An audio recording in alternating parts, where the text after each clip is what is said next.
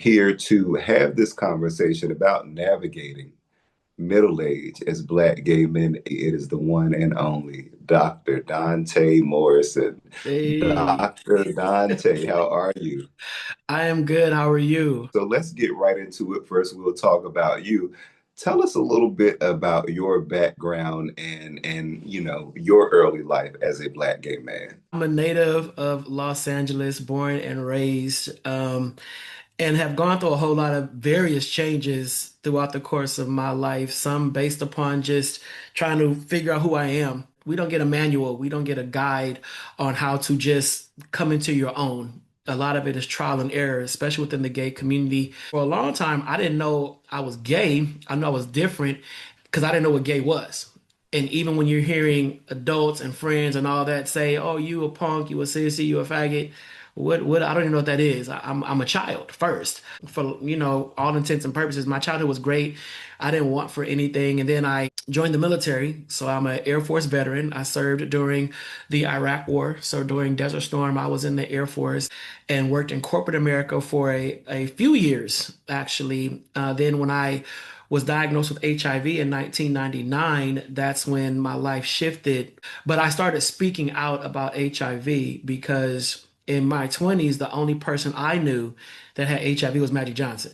That was in the 90s. Magic Johnson, Easy E. Easy E died. Magic Johnson was a whole different story. In my community that I was in, HIV wasn't talked about. Post diagnosis, I started doing some public speaking and then eventually ended up in the world of HIV prevention, treatment, education, awareness, and that has been my career since about 2004. I now have my doctorate in global leadership. So I have a doctor of philosophy and global leadership from Pepperdine University. Hey, I'm also clergy, serving in ministry since 2002. And a part of my work was just really examining the church. My dissertation was the effects of faith-based sexual exclusion upon the lives of Black Christian men who have sex with men. And I really dove deep into the Black church and how faith-based homophobia affects the lives of Black gay Christian men who are part of the traditional church and what it does mentally, psychologically. It has an effect that is often overlooked. So now the vein that I'm in or the space that I'm in is really trying to educate my siblings who have a love for Christ, but it's like, nah, I'm good because they can't seem to separate, the church from God, the Bible from God, because the Bible has a lot of scriptural misinterpretations. A lot of stuff has been tweaked. Outside of that, I'm also an author of a couple of other books that are nothing like my spiritual books. They are filled with all kind of smut and sex and lust. One of which I turned into a series called 30, and then I wrote my first feature film called Franklin, and both of those are on Watch Vim, which is a platform that I own. So that is me in 5 minutes or less. So let's talk about how these different challenges around developing identity affects us and how we're able to show up as Black gay men. How does that impact us navigating life? You know, a lot of Black gay men are broken. So, how do Mhm. you suggest we navigate that and find wholeness? The first part is to really sit down and have honest, transparent conversations. I'm not from, I wasn't raised up in the social media era. I'm a 90s kid. We didn't have social, we had pagers, we had a beeper, we had, the Missy Elliott in her prime, all that kind of stuff. So our forms of communication was totally different. I would always tell the young men that I mentor, you guys have instant access to instant gratification. Yeah. My generation, we had to cruise. We go to the club, see somebody we like, we got to write numbers on a napkin and then go home and then call the person. I hope we didn't wash our pants with a napkin in the pants. It was a different kind of courting. Now, yes, we can have instant hookups. That was, of course, that's always possible, but the access was totally different. So our conversations and our community was different. How we interacted was different. And for me, being 53, and this can be argued, but I feel that the space for Black gay men was way more protected than it is now. We kind of had each other because we were all Yeah. we had. Um, but I think that journey to wholeness intergenerationally has always been problematic because we don't live in a monolith. And I always talk about intersectionality because you and I both, at the end of the day, we're black. We're black men. Our gayness really is in the bedroom, but our outward appearance is black. So how do we navigate being black men in America, dealing with the trauma and the systemic oppressions, and then our gayness that we don't want to overlook or allow to be overshadowed because that is a part of who we are, but we're in a society where homophobia is rampant. And then for me, the HIV status, a whole nother part of stigma. So if you are a black gay man trying to live in this world where parts of you are constantly under attack, then yes, that wholeness is challenged and it enters into our relationships, it enters into our friendships, and it enters into how we present ourselves in community because we don't make it safe. Disclosing your status is not as like it used to be because that person gets mad, they can go to social media, and Yeah. they can share it. So it's like, how do I find my own community where I can just exhale and know that's going to stay right there? And I think that is one of the biggest issues that I'm seeing.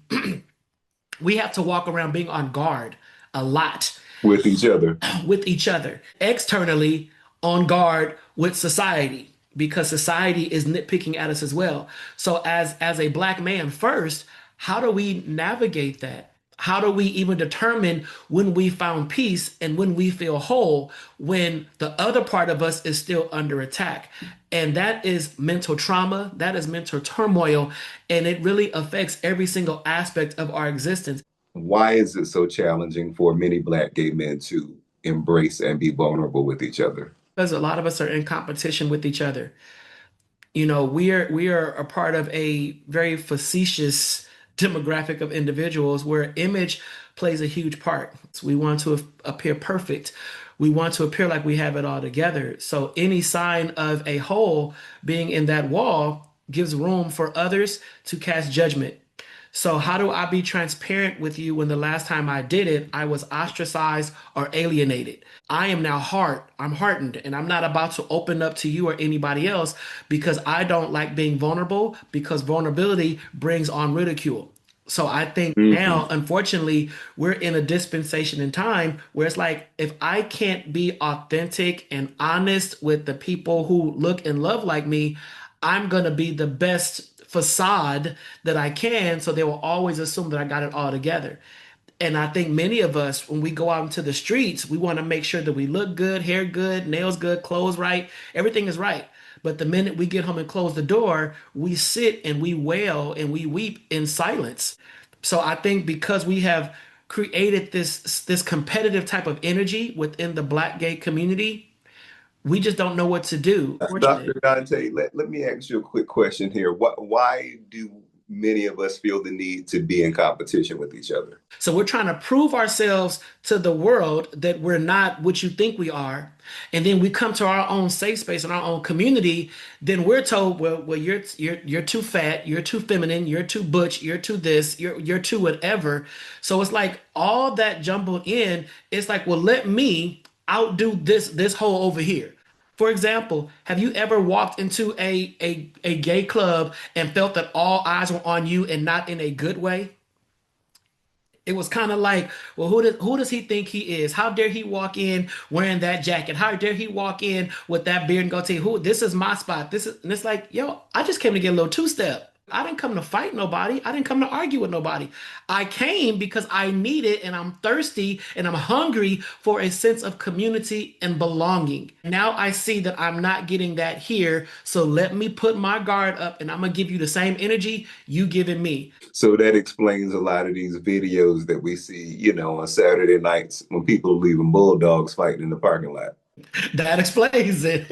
That why can't we just leave in harmony? Why we got to leave, causing traffic jams and whatnot, and then going viral? That's not a win. That's not a win for us. That fits into the stereotype. But I think if we can learn to realize that we're all in this together and that we honestly all need each other because we don't have people on the outside, it'll be a different vibe. Let's get into the HIV diagnosis. You said you were diagnosed in 1999. What was that November. November of 1999. What was that experience like for you? So I took a HIV test in June of 1999. That was back when the test took 3 to 5 days to get the results. So took the test, got the results back. They said I'm negative. Okay, cool. They called me in November of the same year while I was at work and said, oops, we made a mistake. You actually do have HIV. So I went almost 4 or 5 months thinking I was HIV negative to get a phone call at work, sitting in my cubicle in corporate America, and they told me over the phone. It was shocking because I had just started a new relationship. I had to go home and tell my partner, like, guess what? I just found out. I thought I was negative. My bad. I don't know what to say. And it's a lot within my HIV story that it's a lot. It's a lot. Come to find out that the partner that I disclosed to on day one did not disclose to me when we met. I thought they did not have it, but come to find out they did have it and had it for 2 years and didn't tell me. It's a whole lot. So So I had you got it from the partner that you disclosed it to, no, from another partner. I got it from the partner I was with before that partner. Oh So I my was in a goodness. relationship. We broke up. We broke up. I took an HIV test. The test came back negative. So I'm like, okay, cool. I started dating somebody else. We together. My test comes back positive, and then I tell that person. That person still didn't tell me the day I disclosed. Still acted like, oh my God, I'm here for you. I love you. I got your back. It's not gonna change nothing. 2 weeks after my diagnosis, that's when I found out he had HIV and did not disclose. Right, did not disclose. This was the new partner. This was the new partner. This is the new partner. He didn't disclose, and he had it for 2 years. And the partner that gave it to me, when I found out I had it, I went and told him to get an HIV test because he didn't know he had it, and then he tested positive. So I couldn't get too mad at him, but the new one, yeah, yeah. And because I was in this situation and I was at this point, I was already living with them, I had nowhere to go. I ended up staying with the person that did not tell me they had HIV. And then that became a whole other situation. So it was a lot. That's why when people tell me they have HIV, I feel for them 100% because I know every single area of it. The person that did not disclose, I know how that feels. Getting the phone call at your desk while you're at work, which was totally against the rules. They're supposed to tell you in person because what if I was homicidal or suicidal? What if I'd hung up the phone, went in the bathroom and killed myself? What if I'd hung up the phone, went home and killed my partner? They're supposed to tell you in person. They can make sure you're not gonna fall off the ledge. They didn't do that. And when I was diagnosed, my T cell count was 225. Now, anybody that knows about HIV, 200 and below is an AIDS diagnosis. So I was right on the brink of AIDS and I had no idea. I was not sick. I didn't feel sick. I was feeling just fine. And yeah, that is my HIV story. And because I would always make my doctor and my nurse laugh when I would go. They said, your personality is just so refreshing. Would you mind being a speaker for our symposium? And that's when I did my first speaking gig in 2000 and disclosed and talked about it and been talking about my diagnosis ever since. So relationships for me, during that time, the person that did not disclose also became physically abusive. So I was in a physically abusive relationship with the person that did not disclose their HIV status while I was newly diagnosed, trying to comprehend what I had. So that's why I say I don't look like what I've been through. How do you feel about relationships now? Do you have trust issues? No. No, I Really? used to. I used to. But we're in 2025. We're talking in 2000, by all means. Yeah, but I did have trauma. Like I could not play fight with anybody. Don't wrestle with me. If you flinch, like you finna hit me, I'm swinging because I was in such a volatile situation. And I did end up getting in a relationship with a person. Well, I said, play. You know how men play with, oh, my boo boo. No, no, no.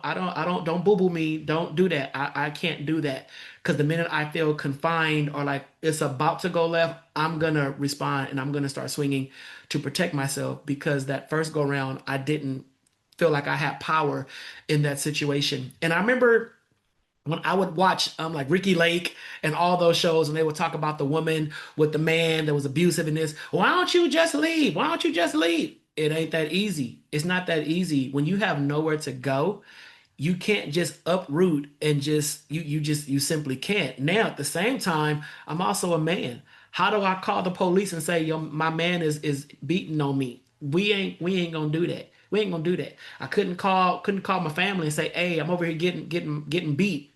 Couldn't do that.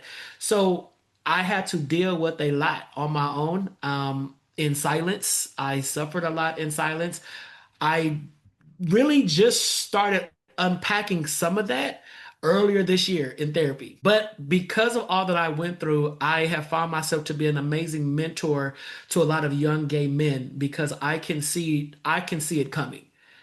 And I would tell all when they found the man of their dreams, I said, "Let me meet him. Let me meet him." And then when they would say, "You got to meet Pop. You got to meet Pop," and when I would meet him, I would say, "Yeah, man, this ain't the one. I can tell you what this one is gonna do because I've been through the emotional abuser, I've been through the financial abuser, and I've been through the physical abuser. So I've been through all those different kind of men. So I know what to look out for." Being in middle age as a black gay man, you're over 50. A Hmm. lot of us are in our 40s and then, 50s. How has life shifted for you now? And what is your experience like now? How would you describe your experience as a middle-aged black gay man? I'm extremely secure in who I am. It took me a long time to get to the place where I knew myself enough to be able to stand in assurance and confidence of who I am as a black gay man. For a long time, because I had such low self-esteem as a result of my status and relationships, I did not feel attractive. I did not feel worthy. I did not feel like I was getting the best. I would just settle for things. But now I know my worth. I know who I am. And even I was sharing with somebody a few weeks ago, even getting my doctorate was something that I never saw coming. And a part of me did it to for validation, to get some kind of validation that I felt I was not getting as a black gay man. When I got my doctorate, literally, I was like, okay, what do I do now? Do I get another one? Always seeking affirmation because I did not feel affirmed in so many other areas of my life. So I was just chasing the ring, chasing the ring, chasing the ring because I had been in so many relationships that did not applaud me, did not make me feel loved, did not make me feel like I was worthy. They were with me because I mean I was cute. I had a banging body back in the day. I can cook, I can clean, I'm domestic, all that kind of stuff. So they knew they had a prize, but I didn't know I was a prize. So I was constantly trying to find something to affirm myself. Now I know who I am. And that came with aging and realizing my mortality. I Yeah. have less life to live. I also look back and realize I've outlived a lot of people. Mm. People that I thought we would do this journey together. They're no longer here. So when you begin to realize that death is imminent, like you really are gripping it, like death is imminent. I'm gonna die at some point. And you have gone to funerals of people that you never thought were gonna die, and you see them laying there. You realize I cannot take this for granted. What are some of the differences, in your opinion, in aging and reaching middle age that black gay men face versus our heterosexual black male counterparts? We are forced to deal with a lot of the stuff that we've overcome, and we can either age into a space of depression, or we can age into a space of joy. Many of us, and I can speak for a lot of my brothers that are my age, we feel a little forgotten Yeah. because the younger generation doesn't see our worth. They don't see our value, and they damn sure don't listen to us, which is understandable because I You didn't listen said to my they elders don't either. see our worth, They don't see our worth. but a lot of them don't take baths, so why do they matter? And I'm just playing.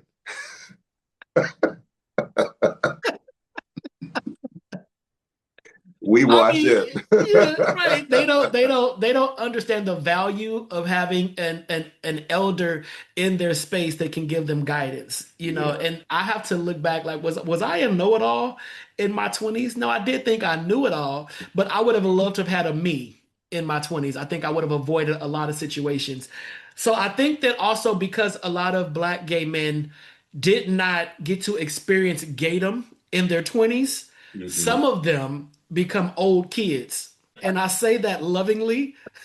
I really do.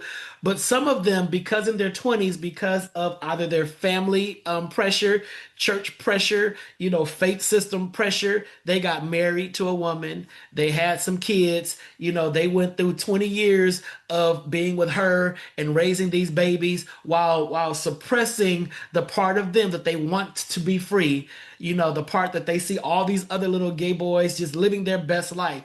So when they reach the age when their kids are now off to college and they can have the real conversation with their wife to say, "Hey, my truth is this." Now they go full steam, into gaydom, Yeah. and now they're out there competing with Gen Zs, for attention, competing with millennials for attention, out there trying to drop it like it's hot with a bad hip. It's like, bruh, it's okay to be older and it's okay to be a new gay. I have seen that a lot. My heart goes out because I can't begin to imagine how it feels to have lived the majority of your life oppressed and just trying to fit in into a system that really didn't care.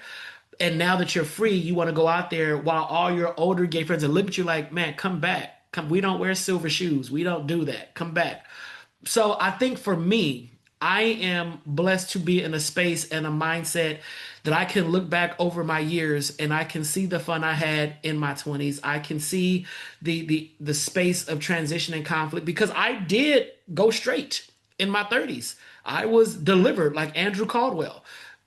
So in my early 30s, I gave up and I said, "No, I can't be gay no more. I'm going to start dating women." And I dated women for like 5 years, Mm. 4 or 5 years in my 30s because I wanted to live for God and I wanted to pursue ministry and I want to do all of this. But in that space, although I was doing it, it was very, very difficult. I was constantly at an ebb and flow. I was not at true peace. And I know when I was talking to my mom when I came out the second time in my 30s, she was like, "How do you know that you're still gay?" I said, "Well, it's this simple. If I marry a woman, I'm going to cheat on her with a man. Yeah. Period. That's going to happen. If I marry a man, I will never cheat on him with a woman." That's the best way I can explain it to you. A light bulb clicked. Now, I'm not saying that she fully understood my gayness, but she was like, "Okay, that makes sense." So I said, "Yeah, that's where I'm at." But there's a lot of men out there, unfortunately, who are stuck right there in that space where they're like, "I want to be free, but I know being free will come at a cost." And there's something else too that's noticeable too is sometimes you'll be out and you'll see women with men who are clearly gay and they're married and they, holding hands and it's like, I know you know that that man is gay. Do you Mhm. think that some gay men, get distraught at, some of the dating challenges in our community and say, okay, well, I'd rather do this because at least I'll be able to have a family and that sort of thing? It's the devil, because you got to think about it. When we go through our relationships and when our relationships fail, we don't always get to tell the masses.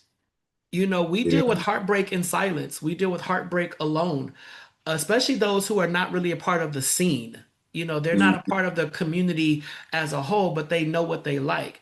But if they get crushed, they're sitting at home by themselves. At least if they're straight, they can tell their homeboy, "Yeah, she tripping, she did this, she did that." For a long time, in my earlier years when I was dating guys, the guy's name was a girl name. Yeah. Tony was Tina. Paul was Pam, but I have to say Pam, Pam tripping when it's really Paul. Also not having, family sometimes, Hmm. because if you just have a partner and y'all have a dog and then they leave and take the dog with them, but if you have kids and stuff, at least you have kids, at Right, least you have in-laws that you're still friends with, or connected to or that sort of thing. right. And so, in your opinion, how important is building or creating your own family or community, and how do you suggest going about doing that? I think it's critical, but as you get older, your that chosen family gets smaller.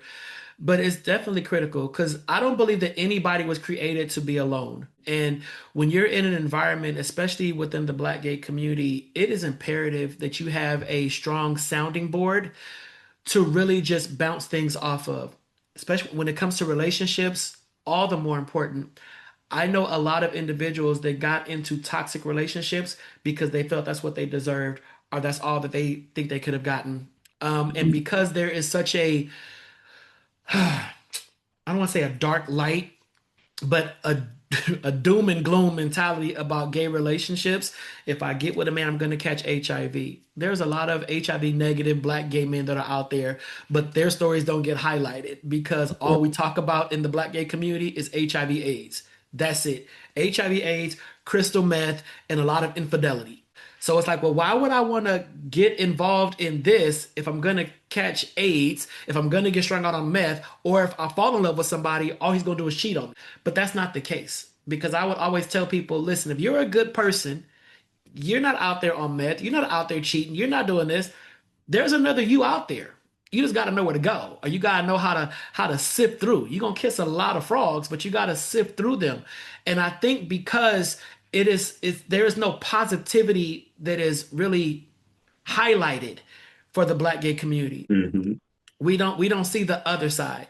So when you have the younger gay boys growing up and they're trying to figure out what kind of space am I about to enter into?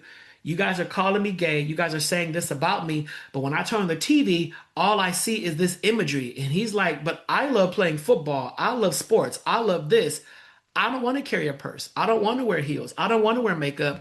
But in their young mindset, that's what they're associating with being gay. They're also Yeah. associating disease. They're associating drugs. They're associating drama. So they're like, well, let me just get a female because I'm going to go through all of that. Let me just get a girl. And then I'll use guys for sexual gratification, but I'm not going to commit. I'm not going to settle down. I'm not going to say this is my dude. But when I got to bust one, I'm going to get with him and then he can go back to his girl. I'm gonna go back to my girl, and that's gonna be our thing. No emotions, no feelings, no nothing involved. And then the woman or the girlfriend is wondering, how come I don't have 100% of your attention? He's not able Yeah. to give you all of him because he doesn't know who he all is. Staying mentally, spiritually, and physically healthy while aging as black gay men, how has that been for you, and what is your advice on that? I had to disconnect from the church. Mm. As clergy, I say that 100%. I was licensed in ministry in 2004. And then I left the church altogether about 7, 8 years after that because I was realizing that I denied the true part of myself, my gayness, so that I can be accepted in the church and be elevated. I knew what to do to exist within that heteronormative religious space. But my relationship with God was not as solid as it needed to be for me to make a clear decision about my life. When I started getting closer to God, I began to see who He created me to be, and I began to fall in love with myself spiritually. So I Hmm. love myself in certain ways, but spiritually, I was like, I felt so disconnected. That journey strengthened me to be able to re-enter the black church. And I say the black church because that's where I go. To Yeah. re-enter the black church with a new sense of purpose and a new outlook. And when I did that, I felt a lot healthier and I felt a lot stronger. And I felt that my praise and my worship was far more sincere because I took the time to get to know God and build a personal relationship with Him based upon our conversation and not what the Bible was saying or how it was preached to me from the pulpit. So, regardless of what the church has said, what the church has done, or how the church has made you feel, God loves you. And my book really is shedding light on the trauma. And I'm trying to get my book in the hands of not only those who are broken, but those who are the perpetrators of faith based homophobia. Let's talk about your book. You recently wrote a book called Faithful and Forgotten. Tell us a Mhm. little bit about the book and why it was important for you to share this book with the world. It was important to me because when I was getting my doctorate, my whole time in the program, I was really focusing on HIV, with amongst black gay men. And then I started asking myself, where did I start blaming, placing blame? Like I didn't blame my ex for infecting me. I didn't do that because I didn't ask the right questions. I didn't, I really started blaming the church because the church did not help me as a young black gay man. I didn't feel help. I didn't know how to do relationships. I didn't know how to date. I didn't know how to ask questions. I didn't know how to do condom negotiation. I didn't know how to do a lot of things. And I felt because I was missing all of that from the place I spent the most time in, it pseudo set me up for just a very bad relationship or a very bad situation. Do you think that that was your experience partly because of the shame that comes from the Black church? 100%. Yeah. And when I was diagnosed, I went to the church for prayer. And the person that was going to pray for me said, "Well, how did you get it?" And I said, what does that matter? Are you going to pray for me or not? What does how I got it got to do with how you pray to God for my healing or for my mindset? That has nothing to do with it. You just being nosy. Mhm. But when I realized that the church played a significant role in my life as a black gay man and how I navigated it, I said this is a place of research. So I started researching it, and I interviewed 15 black gay Christian men who are still actively involved in non-progressive ministries. They're in churches that do not support homosexuality, but they're there because they're the organist. They're getting a check, they're getting paid. Yeah. And how did that make them feel being in that space? And from that research, I began to discover a disconnect between the person and the church, but still a connection to God. And there that misalignment is the problem. And now my book, I want to get into the hands of those, like I said, who are perpetrating the violence, and I do say violence because that's violence, and those who have been victims of that, to let them feel affirmed and to let them know that this is what the word really says about this scripture. This is what we learn from white supremacy being poured upon us within the church. And most black Christians don't even realize the black church was formed out of revolt from the white supremacist Christian movement. They didn't want us in their churches, so we said we're going to build our own.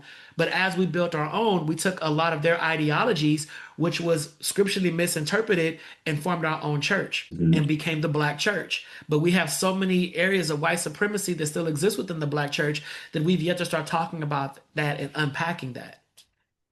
How can we get a copy of your book and where can we learn more about your other work? DontaMorrison.com, Donta. Blame my mama, she spelled it wrong. DontaMorrison.com. You can get all of my books. Now, actually, my fourth book drops on Friday, and it's a spiritual book talking about hearing God in the silence. So as you read Faithful and Forgotten, this book, then go on to the next one, which is really telling you how to navigate your life when you feel like God is quiet or God is not saying anything or God is not speaking. It's like what's happening, God. I'm by myself out here, but God still is moving. But yeah, visit my website. You can see my books. You can see how to access my films. You can learn more about me and what I've done in the community, especially my work when it comes to HIV prevention and education, making sure that people are learning about sexual health to make good healthy decisions in the bedroom, to not go through what I experienced, and just all the other stuff that I have been doing. Last question. We definitely live interesting journeys as Black gay men. And, for those of us in our 40s and our 50s, and even our elders who are in their 60s and onwards, what are your words of advice or encouragement, for us to continue living, in fullness and in wholeness as possible? Celebrate life. Think about those that didn't make it to where you are. Think about those who want to live the life that you have, who want to have the peace and the joy and the harmony and the love that you feel. Celebrate all that you've overcome. Don't look at the things that came your way to make you cry or break you. Don't look at that as losses. Look at it as wins. It happened to strengthen you and to sharpen you and to better you. Don't hide your testimony under a bushel, because what you've been through can be a light to let someone else know that all shall be well. Begin to lean on each other. As older black men, period, we need each other. As older black gay men, we need each other more. So take time to be with your brothers. Take time to just sit and key cackle. about the things of yesteryear that we just did back in the day. Don't feel like you are invisible because you're not highlighted on social media because you don't have a million plus followers. That's a whole different generation. Let them kids live. Let them kids live. Let them kids be great. We were great in our time. We shined in our time. Let them have their moment. We are not competing with the younger generation. We are sitting here rooting them on. I am all about pushing them to be great, pushing them to the next level. Let them know, hey, your light deserves to shine, my young black gay king. You got this, make it happen. But I think for those that are my age and older, we're here, we not going nowhere. So while we're here, let's just sit back and let the babies do the work. Let them do the work. And I think we have to get out of the mindset that the Gen Zs and millennials are they're embarrassing us and they're no, they're not. They're creating a lane for them to survive and thrive in the same way we did it. We don't have to understand it, but as long as they are living healthy, living loud, living true, living authentic, let's encourage them. Let them know I got your back. I don't have to understand it, but I got your back. And then just really spend that quality time with people who get you. People who understand you. You don't have to keep explaining yourself. You're in the same room and we all just understand each other. Spend that quality time because life is super short and it is speeding by at the speed of light. Absolutely. And also we got to remember to, go to those doctor's visits, do estate planning and life insurance. All those things are really important. So we Because got, I ain't buying fish to bury you. yeah, none of that. Listen. None of that.